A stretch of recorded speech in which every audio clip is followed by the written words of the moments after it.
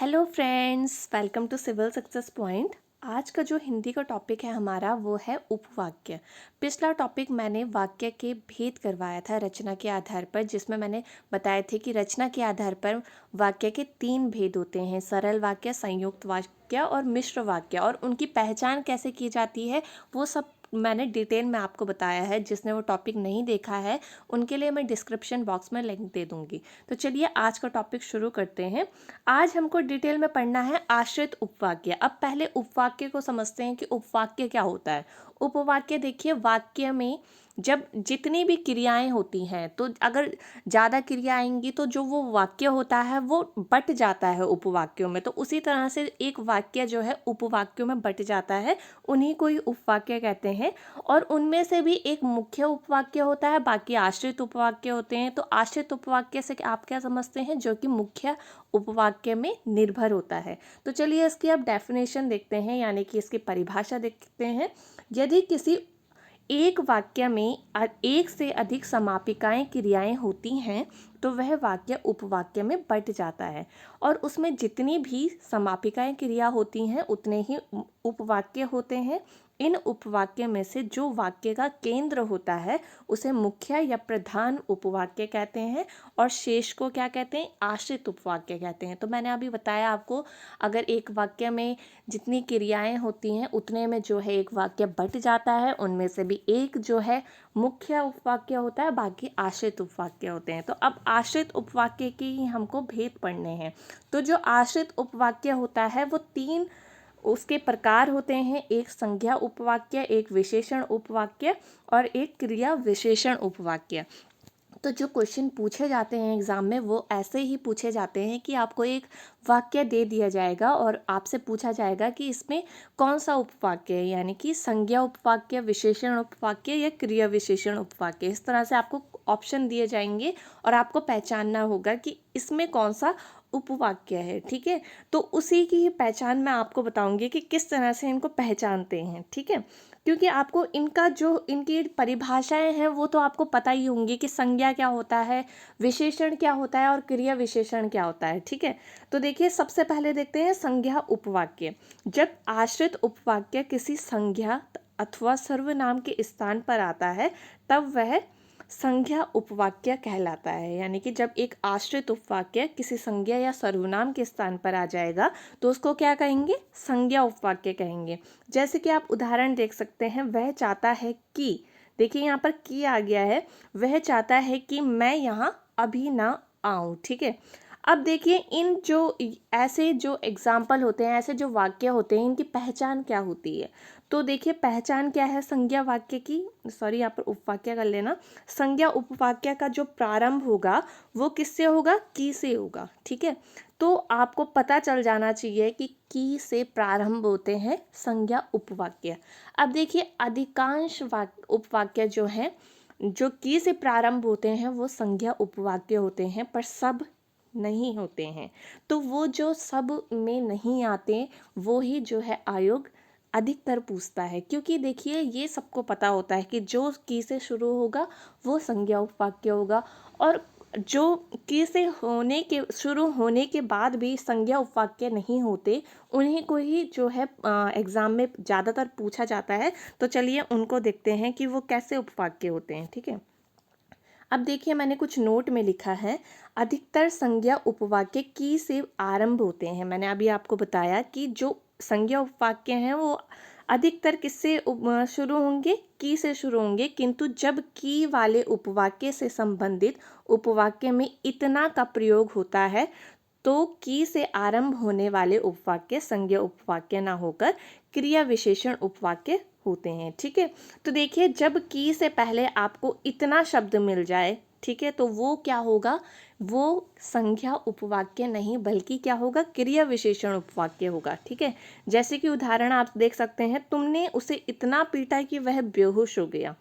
प्रश्न इतने जटिल थे कि वह उत्तर नहीं दे सका। तो यहाँ पर की आया है, पर आप क्या करेंगे, अगर किसी को ये नहीं पता होगा तो की देख के तुरंत जो है टिक कर देंगे संज्ञा उपवाक्य में। अब एक क्वेश्चन पूछा गया था यूके ट्रिपल एससी के द्वारा 10 जनवरी की जो एक परीक्षा थी, उसमें एक वाक्य पूछा गया था कि वह इतना कमज़ोर है कि चल भी नहीं सकता। ठीक है, तो इसमें क्या है कि की से पहले इतना आया है, तो यहाँ पर क्या होगा, संज्ञा उपवाक्य नहीं बल्कि क्रिया विशेषण उपवाक्य होगा। ठीक है, तो इसका जो आंसर था वो क्रिया विशेषण उपवाक्य था। ठीक है, अब देखिए दूसरा पॉइंट देखिए, कभी कभी की शब्द अथवा के अर्थ में भी प्रयुक्त होता है, अथवा या। ठीक है, अतः ऐसे स्थान पर की वाला उपवाक्य समानपदी होता है, संज्ञा उपवाक्य नहीं होता है। देखिए, अब उदाहरण देखिए आप, तुम पुस्तक पढ़ते हो कि नहीं।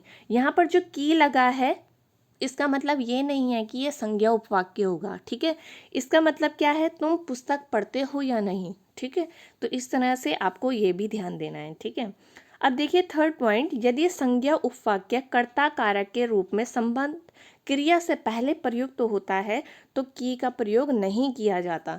ठीक है, यानी कि एक स्टेटमेंट आपको दे दिया जाएगा, वहाँ पर की का प्रयोग नहीं होगा, तब भी वो क्या होगा, संज्ञा उपवाक्य होगा। जैसे आप उदाहरण देखिए, गांधी जी सच्चे अहिंसावादी थे, अक्षर सत्य है। ठीक है, तो इसमें की का प्रयोग नहीं किया है, तब भी ये संज्ञा उपवाक्य है।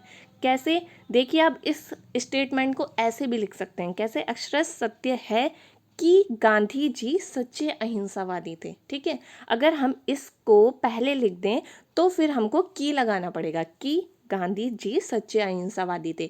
तो इस तरह से जो वाक्य होते हैं इनमें की लगाने की आवश्यकता नहीं होती, तब भी ये क्या होते हैं, संज्ञा उपवाक्य होते हैं। ठीक है, अब देखिए फोर्थ पॉइंट, कभी कभी की प्रश्न आदि में छिपा भी रहता है, यानी कि लुप्त रहता है, पर वहाँ पर की होता है। ठीक है, यानी कि आप उदाहरण देखिए, मैंने कहा चुप रहो, तो इसका क्या मतलब है, मैंने कहा कि चुप रहो। ठीक है, वैसे ही राम ने पूछा तुम कहाँ जाते हो, तो इसमें भी क्या है कि लुप्त है कि, राम ने पूछा कि तुम कहाँ जाते हो, तो यहाँ पर भी क्या होगा, संज्ञा उपवाक्य होगा। तो इन पॉइंट्स को आपको ज़्यादा ध्यान देना है। ठीक है, अब सेकंड देखते हैं, विशेषण उपवाक्य क्या होते हैं। जो आश्रित उपवाक्य मुख्य उपवाक्य की संज्ञा शब्द अथवा सर्वनाम शब्द की विशेषता बताता है, वह विशेषण उपवाक्य कहलाता है। तो आपको विशेषण तो वैसे भी पता ही है कि विशेषण क्या होता है, जो संज्ञा और सर्वनाम की विशेषता बताए।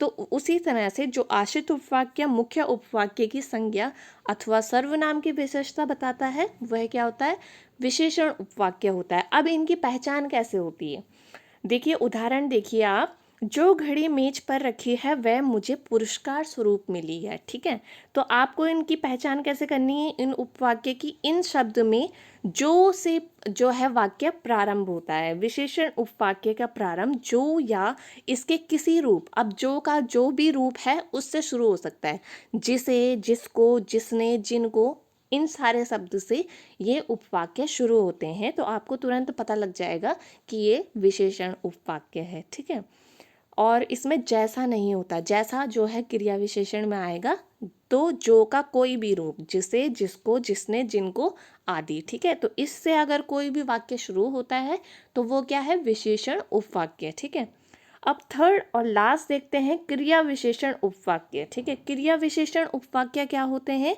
जब आश्रित उपवाक्य प्रधान उपवाक्य की क्रिया की विशेषता बतलाता है तब वह क्रिया विशेषण उपवाक्य कहलाता है। ठीक है, उदाहरण देखिए, जब वह मेरे पास आया तब मैं सो रहा था। ठीक है, तो यहाँ पर क्या हो जाएगा, क्रिया विशेषण हो जाएगा। क्रिया विशेषण की जो पहचान होती है वो कैसे होती है कि इनके शुरू में क्योंकि, जितना, जैसा, जब, जहाँ, जिधर, अगर, यदि, यद्यपि, तथापि ये शब्द हो तो वो क्या होते हैं, क्रिया विशेषण उपवाक्य होते हैं। ठीक है, तो ये क्या करते हैं कि किसकी विशेषता बताते हैं, किसी उपवाक्य की, प्रधान उपवाक्य की क्रिया की विशेषता बताते हैं।